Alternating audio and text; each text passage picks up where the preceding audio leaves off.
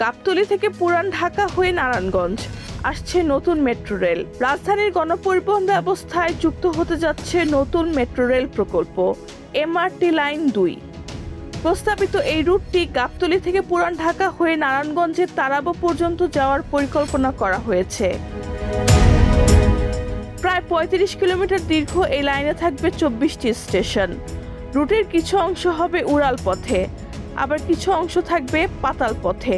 গুরুত্বপূর্ণ স্টেশনগুলোর মধ্যে রয়েছে Dhaka Uddan, Bosila, Mohammadpur, Jigatola, Science Lab, New Market, Azimpur, Lalbagh, Chawkbazar, Mitford, Nayabazar, Dholaikhal, Dayaganj, Kaptan Bazar ও ডেমরা।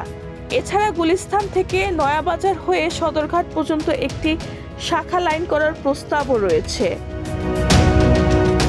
প্রকল্পটির সম্ভাব্য ব্যয় ধরা হয়েছে ৬০,৮৩৭ কোটি টাকা। এর মধ্যে বড় অংশ বৈদেশিক ঋণের মাধ্যমে সংগ্রহের পরিকল্পনা রয়েছে। বিশ্বব্যাংক নীতিগতভাবে ঋণ সহায়তায় সম্মতি দিয়েছে। পাশাপাশি এআইবির সঙ্গেও অর্থায়ন নিয়ে আলোচনা হয়েছে।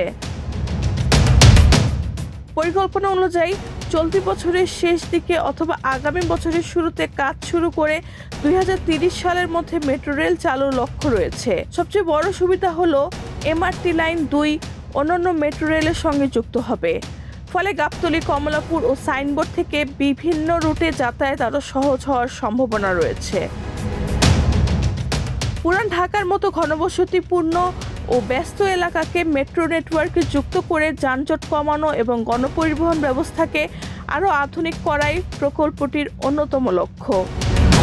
রেহানা বেগম, প্রজন্ম ২৪।